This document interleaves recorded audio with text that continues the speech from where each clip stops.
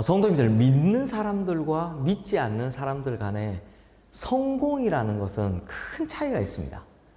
이게 뭐 결과만 보면 다들 성공으로 인해서 누리는 열매는 비슷할지 모릅니다만, 믿지 않는 사람들이 생각하는 성공의 중요한 요인은 자기 자신의 능력, 그리고 주변의 좋은 환경입니다. 먼저 자신의 능력이 좋아야 하고 또 주변의 환경이 좋아야 한다고 생각하죠. 심지어 요즘은 내 능력보다는 금수저 같은 이 부모님 찬스라고요.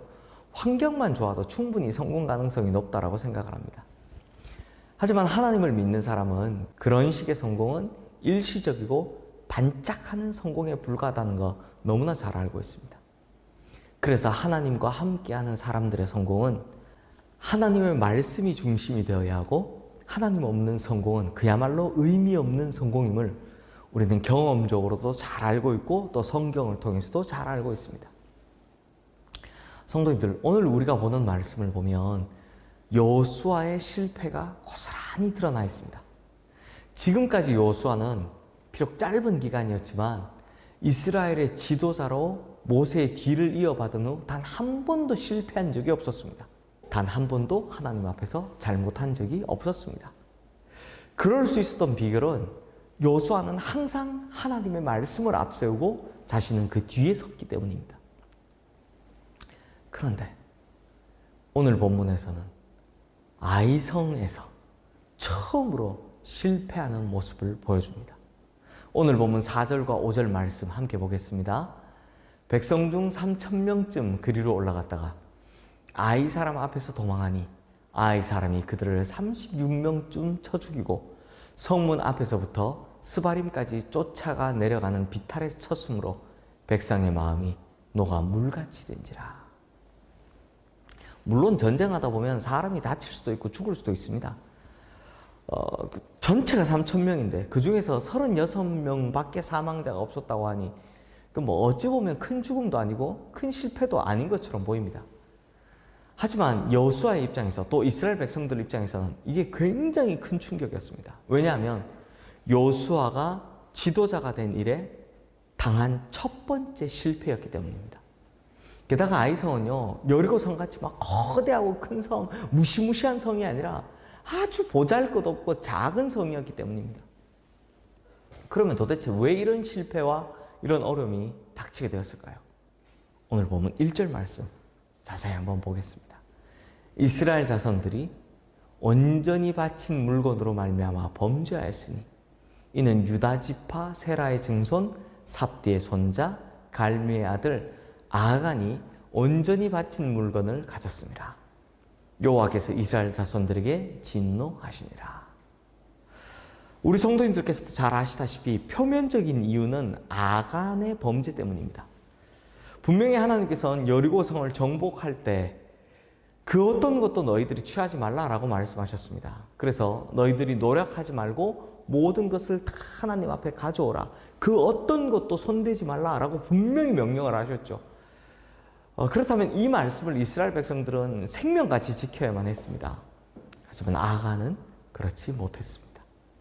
그래서 오늘 본문인 여호수아 7장 말씀은 하나님께서 아간의 범죄를 드러내시고 결국 아간의 처형까지의 일을 기록하고 계십니다.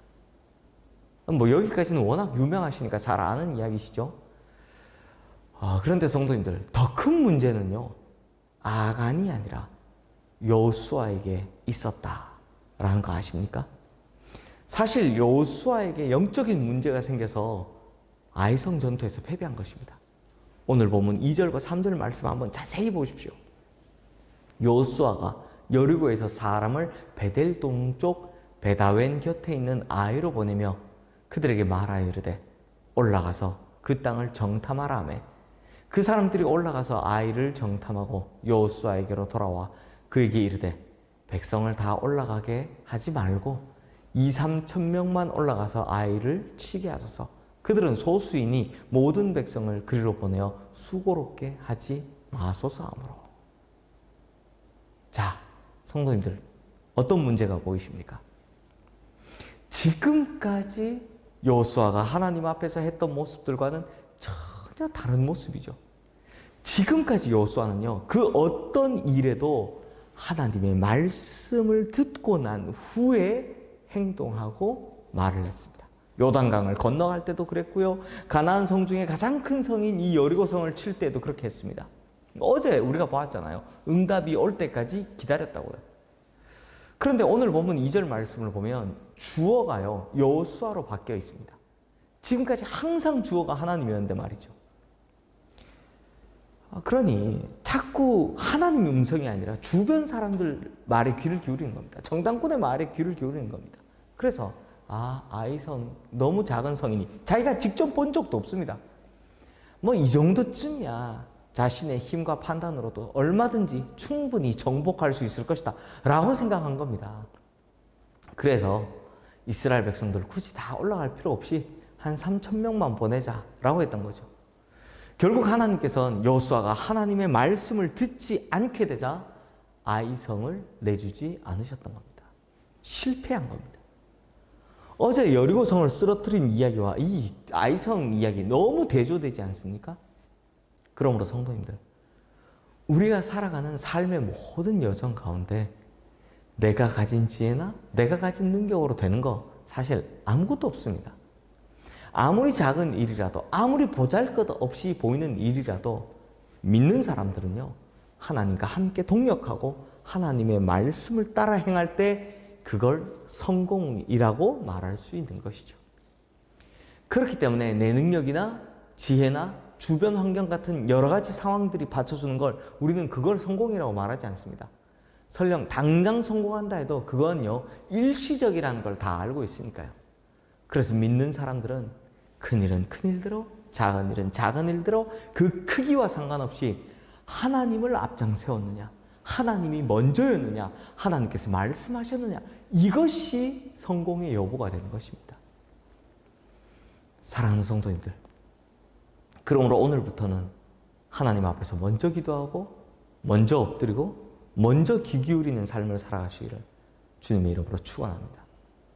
그래서 내 생각과 판단이 앞서는 바람에 혹은 주위 사람들의 이야기만 귀 기울이는 바람에 아이성 전투처럼 실패하는 인생이 아니라 여리고에서처럼 하나님을 앞세우고 하나님 말씀대로 행하여서 인생에서 진정으로 승리하는 우리 모든 성도님들 되시기를 주님의 이름으로 축원합니다.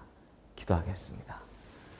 하나님 아버지, 우리 스스로 판단해서 문제의 크기를 판단하지 않게 해주시옵소서. 어떤 문제든 인생에 가로막힌 담이 있을 때 반드시 하나님께 물어보고 하나님께서 말씀하시는 대로 행할 수 있는 우리 모두가 다 되게 하여 주시옵소서. 그렇지 않고 사람의 말에 귀를 기울이거나 내 판단에 의지할 때 일시적인 성공이 있을지 모르겠지만 결국에는 실패한다는 거 우리 마음속에 새기고 하나님 응답할 때까지 하나님 말씀대로 순종하며 진정한 승리를 누리는 우리 성도님들 되게 하여 주시옵소서. 예수 그리스도 이름으로 기도드리옵나이다. 아멘.